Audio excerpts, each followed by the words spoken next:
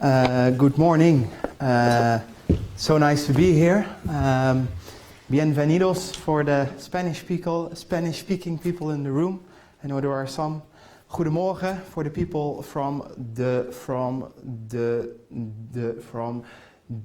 Netherlands, like me. And I believe, if I pronounce it well, Hyvää huomenta in Finnish. It's so nice to be here, and I would like to thank the organization of the conference for bringing us all here in the room for the next 2-3 days to talk about the future of circularity in the construction sector. And before I introduce myself, I'd like to start off with a small example, an experience I had last year. I was having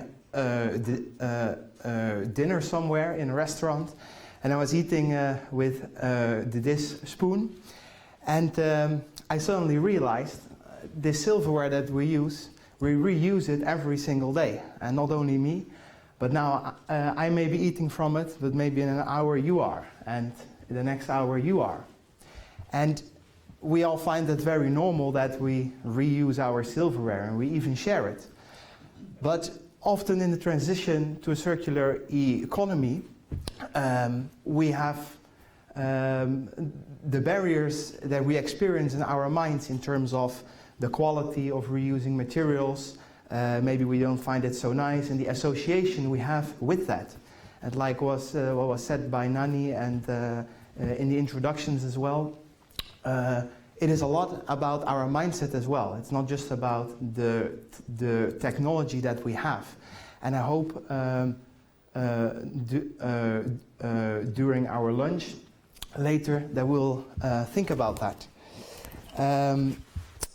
Well, my name is Oomen. I'm from the Netherlands, and I really believe with the transition to a circular economy, we're going back to normal.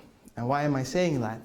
Because I think our previous generations had a much more, had a different mindset in terms of reusing what we have and extending the life cycle of our products and materials.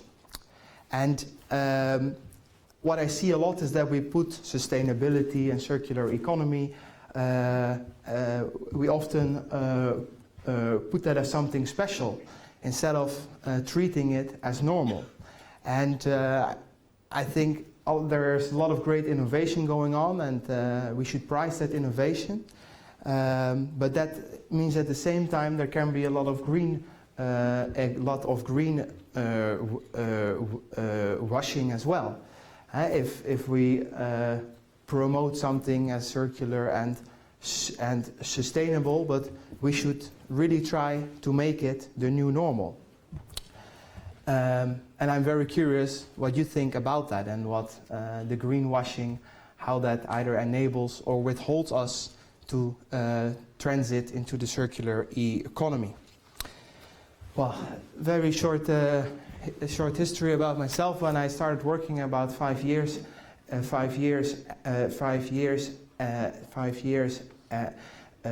ago in the company of my father, which is active in construction as well, we started to explore what circular economy was. But what I also quickly learned is that in a business it's very important always that you maintain value, and that you even increase value. But what I really saw is that we only measure that in a financial way. And the question really,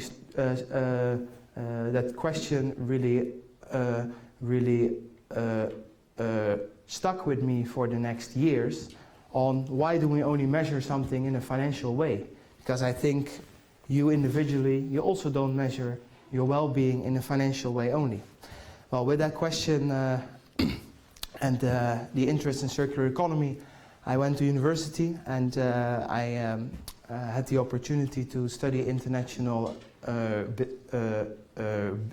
business in London, San Francisco, Shanghai. And what I saw there is that collaborating with different cultures around the world can be quite complex sometimes. And I think that complexity really stems from the different beliefs and values that cultures around the world have. And I think that also applies to that transition to the circular economy that we make. After that, with that in mind, like, hey, we need to collaborate more to make that circular economy happen, I started working for the campaign, the Netherlands Circular Hotspot. People from the Netherlands might know about that. And that was to promote the Netherlands as a circular hotspot and facilitate collaboration nationally, internationally. And after that, for Sea Creators, which is a foundation that promotes collaboration between organizations in the construction sector and the government in the Netherlands. But after all of that, I thought we've created enough awareness about the circular economy and we need to start doing something, like Nani was saying as well.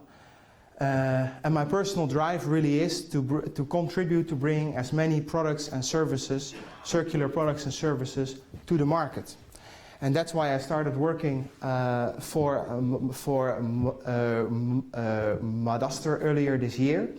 But I'll tell you a little bit more about that later. Well, the title of the keynote is Enabling Circularity by Giving Materials an Identity.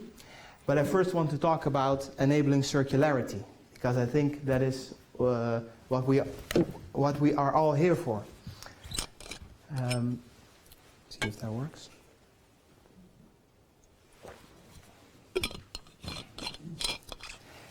And where is it that we start? Regardless of what you're doing, if you work for the government or for a business. And I think it all really comes down to, it all really comes down to the vision and values that we hold. And why do you what you do? Why do you come out of bed in the morning? And why does the company that you work for or the organization that you work for do what it does? And it's very important that we ask ourselves those questions as individuals, but also as a company and as a society as a whole as well. Because once we have a vision and values that are in line with those principles of a circular economy and a sustainable society, then it makes sense it becomes much more easy to collaborate. Because we're then all striving for that same vision based on those same values. Like I experienced when I was studying abroad, that could be quite difficult sometimes. If we have those vision and values in place, collaboration and setting goals becomes much easier. And I know in the construction sector and in other sectors as well, we are very fond of the technology that we create, and I think technology is a very important enabler as well. But I think all or most of the technology exists already today to facilitate a circular economy. And if we get those first two elements in place, I think the adoption of revolutionary technology will go much, much faster. And in the end, technology is a means and not an end in itself. And if we talk about technology, I do not have a technological background myself, but having worked in the construction sector for a while, I see a couple of trends that I think will help us move towards circularity in the construction sector. And we are moving towards more and more digitally oriented construction sector. With the usage of BIM, we create much more in-depth digital models of our buildings. And I think if we map more upfront what buildings are going to look like, what materials we use, we have a better chance excuse me, in designing upfront and taking into account circularity as well. And the second one is standardization and prefabrication of building elements. We see that in the Netherlands coming up more and more as well. And that will enable for a faster construction process. But if we do it right, it will also enable us to exchange building elements in a better way than as opposed that we do now. And we can exchange building components on a product level instead of on the material resource level. And we can bring the circular economy, we can make that happen and cycle materials, but we should really watch out that we don't cycle bad materials. And luckily, you see, for example, the cradle-to-cradle certification and people that are working with the cradle-to-cradle philosophy that really want to take into account that we cycle healthy materials. Materials that are healthy for us human beings and healthy for the environment as well. And I think if we take that into account when moving to a circular construction sector, we can do it right from the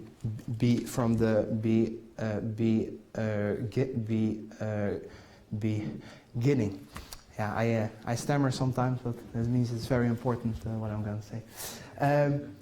And the fourth element, and that's what I'm working on with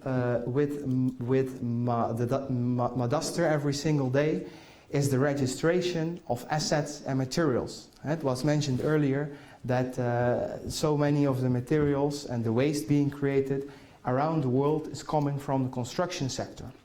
And our vision is that waste is material without an identity, and that it is needed to register our assets and materials by creating material passports for our buildings. And that brings me to the second part of the keynote, enabling circularity by giving materials an identity. And that's what we do at Madaster. I'm going to show you a short video that shows you exactly what we do and what our vision is. Just bear with me here.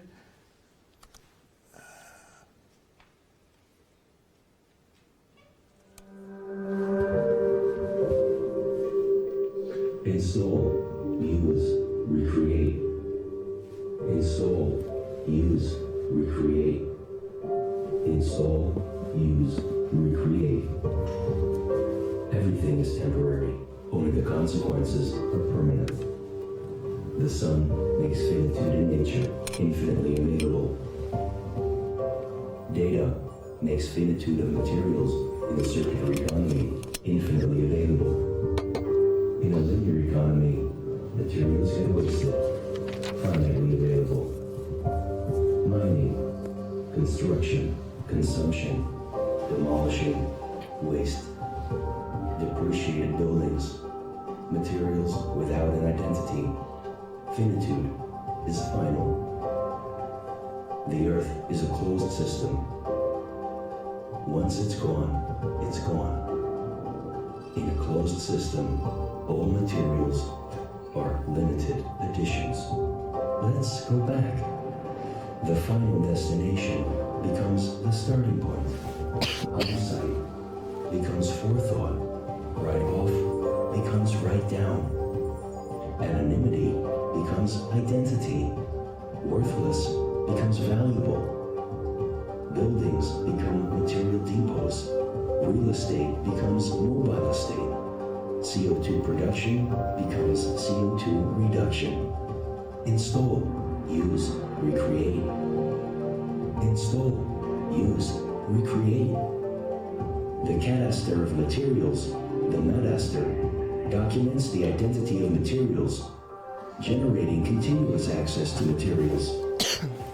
Your data is online, secure, and always available to you. This results in safety, safer choices, health, better design, convenience, effective internal and external communication, value, financial and circular residual value of materials, insight, search, analyze, steer, and manage, reduced cost, for instance, discount on insurances, lower financing needs, value for money. Circularity eliminates waste, Documenting existing buildings leads to material mines. Documenting new buildings leads to material depots. Valuation of materials leads to buildings as a material bank. Install, use, recreate. Material with an identity always keeps its value. Madaster.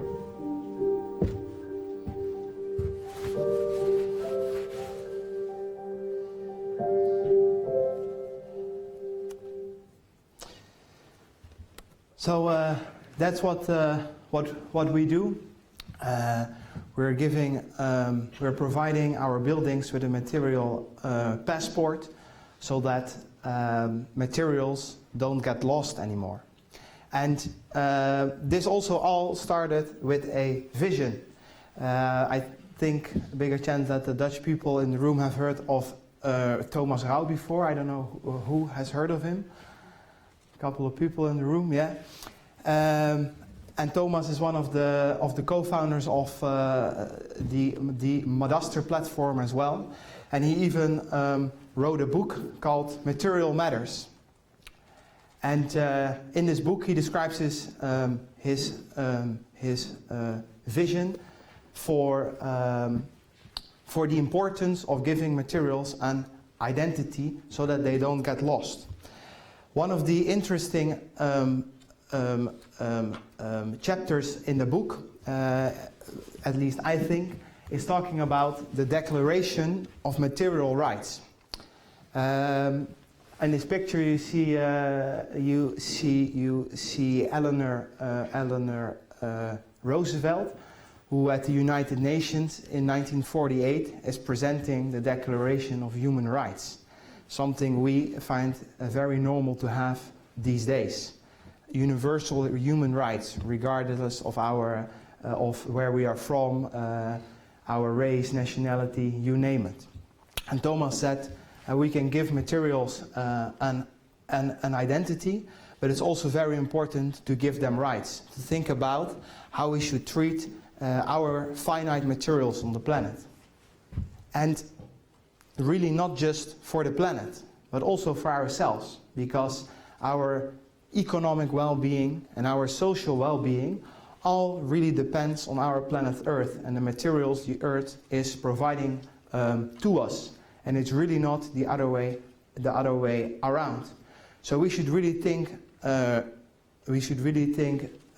carefully on how we treat our materials.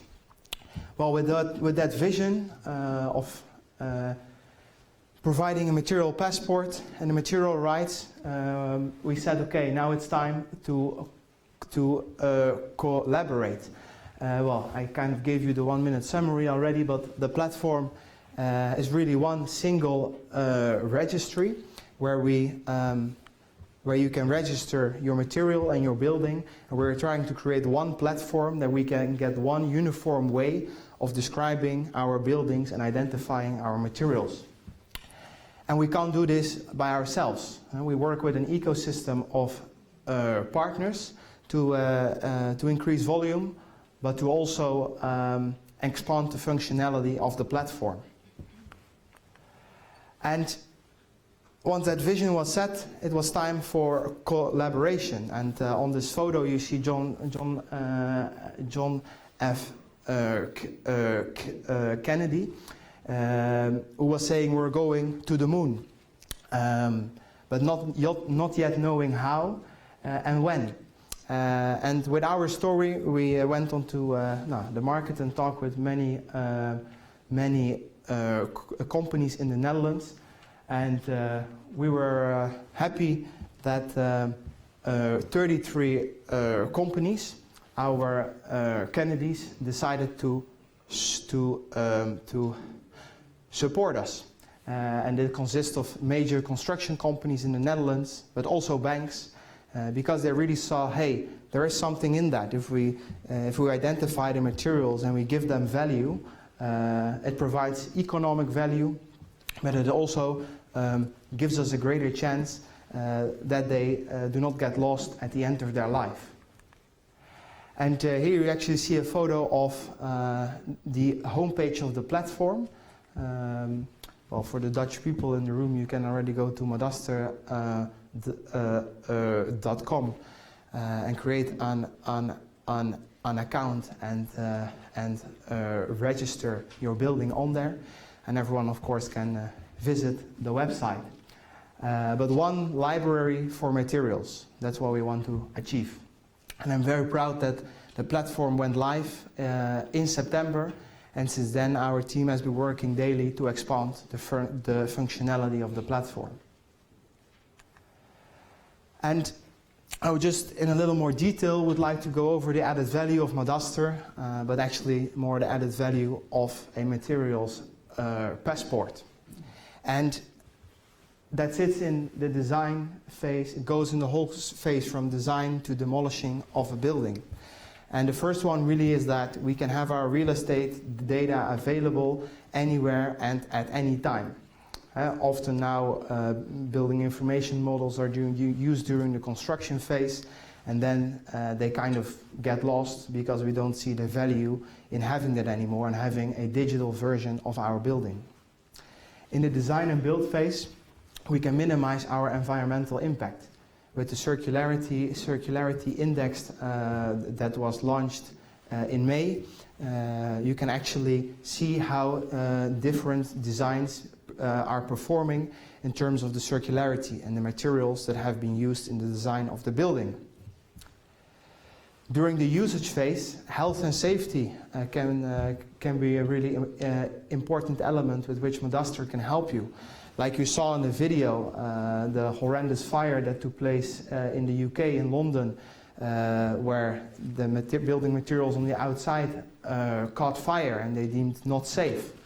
And the next day, nobody knew where else those materials were installed. If we would have material passports of our buildings, we could see that immediately. And also in the reuse and demolish phase of a building, you can monetize your materials better. And you can see up front what you have, what you want to sell, and what becomes available, and what value that still has. And compliance with circular economy regulation. And luckily in the European Union, and I also know in the Netherlands, the government is working on installing more and more regulation to get stricter in terms of sustainability in the construction sector. If you can map the materials that you have and see the performance of them and the specifications, you can better comply with that regulation in the future. This basically shows how we work together with our service partners and solution partners to expand functionality of Madaster. Because Madaster only focuses on the registration of buildings. Madaster is not a marketplace and things like that. We work together with other partners for that are good in providing that service. Here you just see once more an overview of the platform, a screenshot where you can really zoom into the material groups of your building and where they are located in the building, and check on a really detailed product and material level what you have. Currently the platform is supporting the BIM files in the IFC format, and also Excel files to upload your building information. And with Madaster we try to challenge some key dilemmas, and the first one is time. Because right now if a building gets demolished, sometimes some useful materials, a window, some steel beams become available, and then suddenly there needs to be another construction site where they need exactly those materials. If you can already make your materials available 2 years in advance on the marketplace, also designers can start to plan better in using reused materials. But therefore it's very important that you know what you have and that you have registered the materials that you have. And the second element really is value. Waste for one, or end of life, end of use for one, can be value for the other. We make that visible in the platform. And quantity is very important as well. We reuse materials now, but we don't do that in a systemic way so that we can do that on a large scale. And of course, you probably might wonder, yeah, but what about the quality of the data? And we are still far away from having in BIM as-built designs available compared to how the building was constructed in reality. And that's something we as an industry and as a sector have to work on. And Madaster tries to do that as well by connecting with a lot of databases that have info about products and materials. So those key dilemmas we try to challenge. And I just want to reiterate once more, and I know it has been done twice already this morning, our resources are scarce. And we only have one planet Earth, and it's going to happen in our lifetime that we reach the end of usage or if we reach the end of some materials that we have. And it's not so strange. We're approaching 9 billion people on the planet, and there is a lot of consumption at the same time. So we need to act now. And 2 minutes, thank you.